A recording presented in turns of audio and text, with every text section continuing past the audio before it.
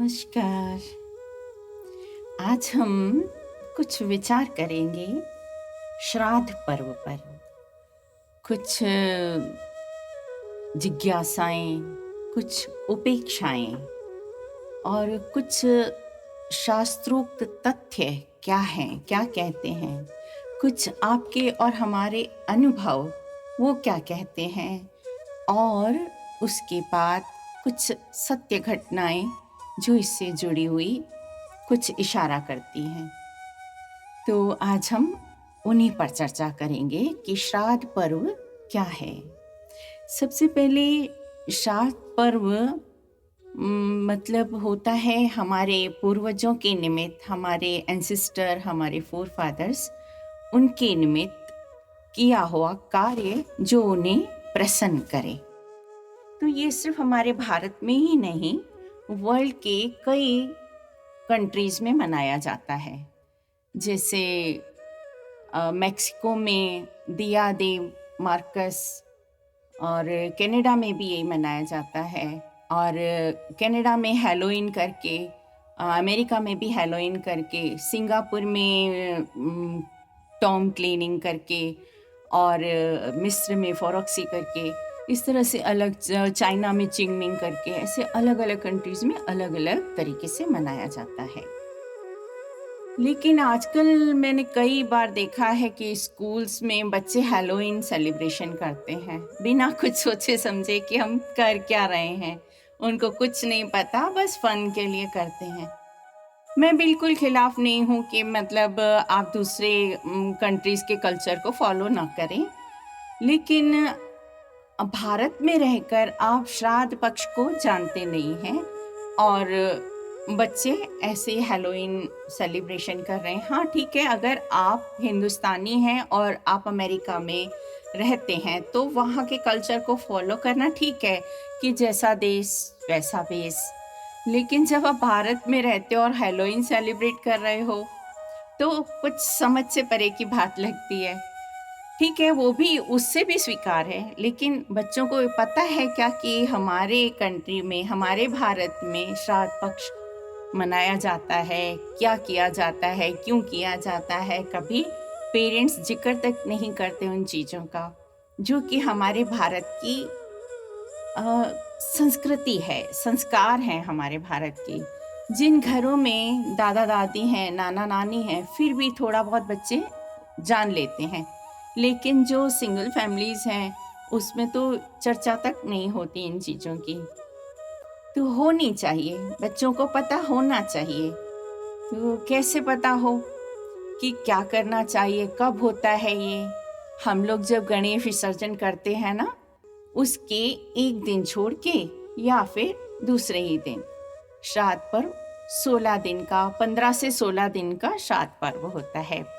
तो उसमें हम अपने पूर्वजों के प्रति श्रद्धा के साथ, शुद्धता के साथ भोजन बनाते हैं और वो ब्राह्मण या कन्या को खिलाते हैं और उनके निमित्त तिल और जल से तर्पण भी करते हैं।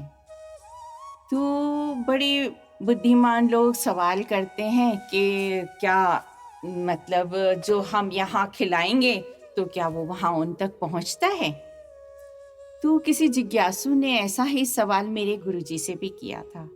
तो गुरुजी ने बहुत सरल तरीके से उदाहरण के साथ उनको बताया कि देखिए, जब एयरपोर्ट पर अलग अलग कंट्री से लोग आते हैं तो किसी की करेंसी होती है द्राम, किसी की होती है पाउंड्स, किसी की येन, किसी के डॉलर्स, लेकिन हमारे भारत की सरकार उनको उनकी करेंसी को कन्वर्ट करके देती है रुपीस में, ताकि वो अपना भारत में आकर अपना खर्चा चला सके, अपनी ज़रूरतें पूरी कर सके। तो जब भारत की सरकार इतनी सक्षम है तो वो सृष्टि की सरकार, जो परम पिता की सरकार है, तो वो क्या इतनी सक्षम नहीं है कि जो आपका खिलाया हुआ भोजन हो वो आपके पूर्वज तक कन्वर्ट होके पहुँचे। हालांकि हमारे खिलाने खाने की कोई वो नहीं है, लेकिन परमात्मा चींटी से लेकर हाथी तक सभी को भोजन पहुंचाते हैं। लेकिन ये एक क्रिया है, एक सद्भावना है जो हमें करनी चाहिए। जैसे हमारे भारत में संस्कृति है कि मातृ देवो भव, पितृ देवो भव। तो जीवित हयात माता पिता की सेवा तो करनी ही चाहिए, लेकिन हमारे जो गुजर चुके बड़े हैं, पूर्वज हैं, उन सब के निमित्त भी एक विधान बनाया गया है कि हमें ये सब उनके लिए करना चाहिए। उनके निमित्त भोजन, जल, मिठाई और वस्त्र, जूते, छतरी, पानी का घड़ा, इस तरह की चीजें दान करनी चाहिए। श्रीमद् भागवत गीता में बताया गया है कि 3 प्रकार के लोग होते हैं। एक होते हैं पुण्यात्मा, जो निरंतर दूसरों के लिए, दूसरों की भलाई के लिए कार्य करते रहते हैं, कुछ संचय नहीं करते, जो कुछ भी है सेवा भाव से देते रहते हैं और भावनाएं बड़ी शुद्ध रखते हैं। और ऐसे लोगों में गिनती आती है राजा परीक्षित की। राजा परीक्षित एक महात्मा राजा थे। तो ऐसों के लिए बाद में हम कुछ करते हैं या नहीं करते हैं कुछ फर्क नहीं पड़ता, क्योंकि वो पूर्ण पुण्यात्मा है और वो अपने जीवन में इतना अच्छा कुछ करके गए हैं कि उनके पीछे उनके परिवार के लोग उनके लिए कुछ करें कि ना करें कुछ फर्क नहीं पड़ता। लेकिन कुछ होते हैं थोड़े पापात्मा, थोड़े पुण्यात्मा। इंसान है, उनसे गलतियां होती रहती हैं, तो उनके लिए उनके बच्चों को कुछ न कुछ करना चाहिए। इस तरह की चीजें दान करना चाहिए और खास करके श्राद्ध पक्ष में श्रद्धा पूर्वक करना चाहिए। जैसे एक दरवाजे पर कोई मांगने आए, उसको देने में जो श्रद्धा होती है और एक विशिष्ट व्यक्ति को जो श्रद्धा पूर्वक दिया जाता है, तो जैसे वो फर्क होता है, वो फर्क होना चाहिए कि आप अपने पूर्वजों पितरों के निमित्त कितनी श्रद्धा से दिया जा रहा है, खिला रहे हैं, पिला रहे हैं या दे रहे हैं, जो कुछ भी। और तीसरा होता है पूर्ण पापात्मा। उनका तो परिवारजन कुछ भी करें, क्योंकि वो पूरा जीवन दूसरों को दुखी करने में, सताने में और स्वयं के लिए संचय करने में ही बिता देते हैं और मानव जीवन का मोल समझते नहीं। तो भागवत में इनके लिए भी एक चरित्र है, धुंधुकारी, जो पूर्ण पापात्मा थे और मरणोपरांत वो प्रेत योनि में भटकते रहे, उनकी मुक्ति नहीं होती, ऐसा ग्रंथों में कहा गया है, श्रीमद् भागवत में। तो वहाँ पर वो अपने भाई जो पुण्यात्मा थे, कर्ण, गोकर्ण करके नाम था उनका, तो गोकर्ण को वो स्वप्न में आते हैं और अपनी मुक्ति के लिए याचना करते हैं। तब गोकर्ण उनके लिए श्रीमद् भाग्य यज्ञ करवाते हैं और फिर उनको मुक्ति मिलती है। तो इस तरह से मैं आपको ना रूढ़िवादी बनाना चाहती हूँ ना अंधविश्वासी, पर जो शास्त्रोक्त कथन हैं, जो हमारे आपके अनुभव हैं, उनको ही मैं आपसे शेयर कर रही थी। देखिए, जब हम बचपन से युवावस्था में प्रवेश करते हैं तो बहुत सहज और सामान्य बात लगती है कि ये सहज प्रक्रिया है शरीर की। फिर युवावस्था से वृद्धावस्था में प्रवेश करते हैं, वह भी सहज लगता है। लेकिन जब यह शरीर पूर्ण रूप से जीर्ण शीर्ण हो जाता है, त्वचा लटकने लगती है, आंखें काम करना बंद कर देती हैं, कानों से सुनाई कम देता है, वाणी लड़खड़ाने लगती है, तब ईश्वर कृपा करके इस शरीर से, यानी कि इस पुराने शरीर से जीवात्मा को मुक्त कर देते हैं और एक नया शरीर देते हैं। तब हम व्याकुल होते हैं। तो उस समय की प्रक्रियाएं भी ऐसी ही कुछ हैं कि जैसे वो जीवात्मा, उससे इस शरीर से प्यार होता है थोड़ा। वो जीवात्मा, क्योंकि वो संस्कारों से बंधी हुई होती है, जीवन भर जो संस्कार उसके पास संचित होते हैं, तो वो उस शरीर में प्रवेश करने की कोशिश करती है, ऐसा कहते हैं। इसीलिए हमारे में अंतिम संस्कार अग्नि संस्कार कर दिया जाता है ताकि वो शरीर न रहे। फिर उसके बाद जीवात्मा 12 दिन तक उसी घर के आसपास रहती है। उससे लगता है कि अब मेरे परिवार का पालन पोषण कैसे होगा, कौन मेरे परिवार की परवाह करेगा। तो तीसरे दिन या चौथे, जिसमें जैसी रीत होती है, उनमें पगड़ी रस्म कराते हैं कि घर का जो बड़ा होता है, बड़ा बेटा, उसको वो पगड़ी पहनाते हैं कि अब घर की जिम्मेदारी संभालने वाला ये है, तो आप निश्चिंत होकर अपनी आगे की यात्रा करें। लेकिन फिर भी वो जीवात्मा इधर बंधी रहती है उस परिवार से। तो फिर बाकी बची हुई इनकी अस्थियां ही होती हैं, जिसको पूरी शुद्धता के साथ, पूरे सम्मान के साथ, पूरी क्रियाक्रम के साथ 11वें या 12वें दिन जिसमें जैसी रीत हो वैसा उसको गंगा जी में या शुद्ध जल में प्रवाहित कर दिया जाता है, यानी कि अंश मात्र भी समाप्त हो जाता है। और फिर उसके बाद यमपुरी की यात्रा शुरू होती है, ऐसा गरुड़ पुराण में बताया गया है।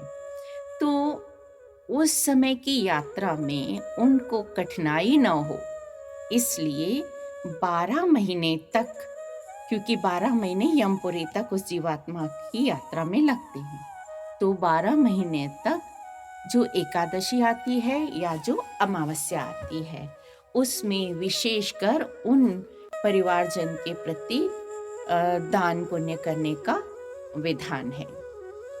फिर उसके बाद हमने देखा है कि कई बार कुछ बच्चे, जैसे आप देखते हो कि पद्मासन में बैठते हैं, ध्यान करते हैं, बड़ी छोटी उम्र में उनको लगन लग जाती है।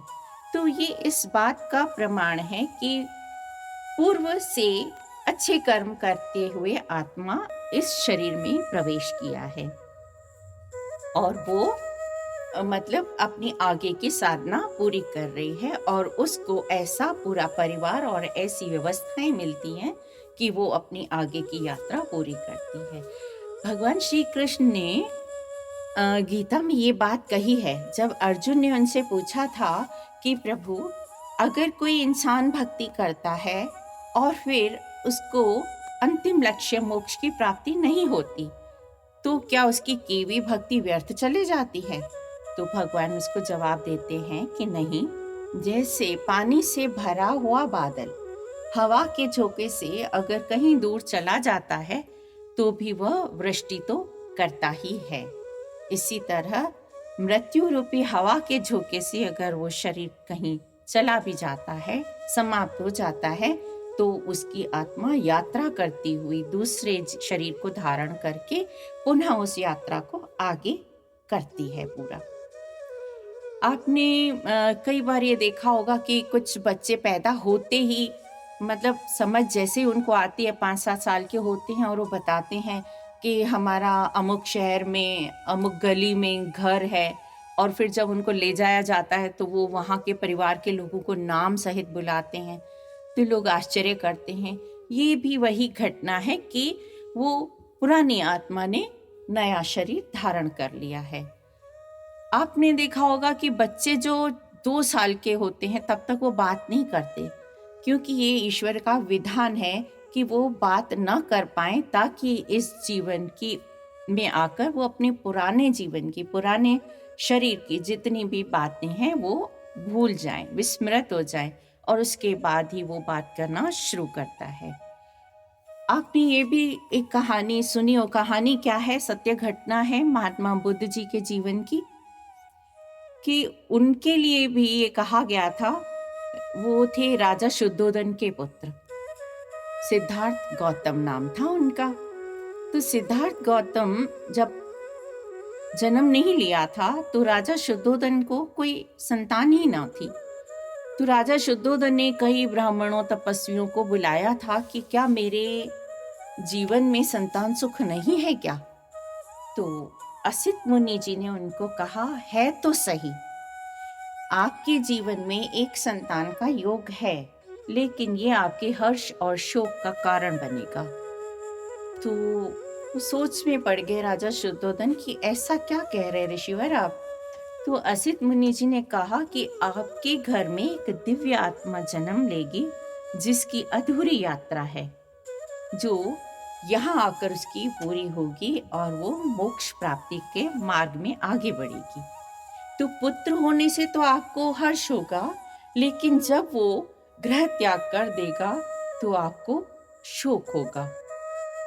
आप सबने सुना है महात्मा बुद्ध के जीवन की कहानी, ये घटना आप सभी को पता होगी कि जब उनका जन्म हुआ तो राजा शुद्धोधन ने इतनी व्यवस्थाएं कर रखी थी कि उनको दुनिया दिखाई ना दे, वो सिर्फ राजमहल के राजभोगों में ही लिप्त रहें और वो कहीं न भटकें, कहीं न जाएं और उनको वैराग्य कहीं से भी पैदा ना हो। तो लेकिन हुआ क्या, जब उनका विवाह हुआ, बहुत सुंदर कन्या के साथ उनका विवाह हुआ, फिर उनको एक पुत्र होता है, फिर भी ईश्वर की लीला है, प्रकृति पूरा चक्र घुमा देती है और उनको वैराग्य होता है और वो घर छोड़कर, पुत्र को छोड़कर, पत्नी को छोड़कर, सारे राजमहल और सारे सुख को छोड़कर सिर्फ एक वलकल धारण करके वो घर से निकल जाते हैं। और अंत में राजा शुद्धोधन के पुत्र सिद्धार्थ गौतम महात्मा बुद्ध के नाम से प्रसिद्ध होते हैं। ये सब घटनाएं इशारा करती हैं कि जीवात्मा संस्कारों के द्वारा किस किस प्रकार की यात्राएं करती हैं। सिंध प्रांत के एक संत हैं, संत श्रोमणी टेऊराम जी। तो टेऊराम जी के ही श्रृंखला में एक संत हैं, संत श्री भगत प्रकाश जी। उन्होंने एक सत्य घटना का जिक्र किया था। उसमें था कि छत्तीसगढ़ में एक गांव आता है धमतरी, वहाँ पर एक अम्मा जी आई और उन्होंने बोला कि संत जी, हमारे घर में घर कच्चा बना हुआ है और एक सांप निरंतर छत पर लटकता रहता है। तो संत जी ने बोला ये तो कोई मतलब आपके पूर्वज ही होंगे। फिर उन्होंने उनको बोला कि भागवत गीता का पाठ करके और जल उन पर छिड़किएगा तो उनकी मुक्ति हो जाएगी। और इस तरह से हुआ भी। फिर बाद में उन अम्मा ने बताया उनको कि भाई वो सर्प मरा हुआ पाया गया और जब उनका भागवत गीता का पाठ उनके निमित्त हमने अर्पण किया और फिर हमें कुछ धन भी मिला वहाँ पर और फिर हमने वो मकान भी पक्का बनवा लिया है। तो संत जी कह रहे थे कि अंत समय जो लक्ष्मी सिमरे वल वल सरप योनि अवतरे। फिर उन्होंने एक और घटना का जिक्र किया कि दिल्ली में एक इंस्पेक्टर उनकी शिष्या थी। उन्होंने बात बताई कि मेरे मामा जी की रोड एक्सीडेंट में डेथ हो गई थी और मामी बड़ी परेशान हो रही थी कि बच्चे छोटे हैं, मेरे पास कोई कागज़ पेपर नहीं है इंश्योरेंस वगैरह के, मुझे पता नहीं है घर पर के भी जो पेपर हैं वो कहाँ रखे हुए हैं इस तरह से। तो वो रोती रहती थी। तो एक दिन उनको स्वप्न में ही आते हैं मामा जी और बोलते हैं कि मैं इसी घर के पेड़ पर ही हूँ और सारे पेपर इस स्थान पर अमुक अमुक जगह रखे हैं, आप ले लेना। तो सुबह मामी जी को लगा कि स्वप्न स्वप्न ही है, सत्य क्या होगा, पर फिर भी उन्होंने कहा देखने में क्या जाता है और उन्होंने वो जगह खोजी तो उनको उस सारे पेपर सारे सामान और मिल गए। तो ये सब घटनाएं क्या इशारा करती हैं, क्या समझाती हैं, बस मेरे को जो बातें समझ में आ रही थी श्राद्ध पर्व से संबंधित कि श्राद्ध क्यों करें, क्यों हम उनकी उपेक्षा करते हैं, क्या हमें करना चाहिए कि नहीं करना चाहिए, क्या लोगों की जिज्ञासाएं होती हैं, ये सब मैंने आपके साथ शेयर किया। आपको जो उचित लगे, आप अपनी मर्जी के स्वयं मालिक हैं, स्वामी हैं। नमस्कार।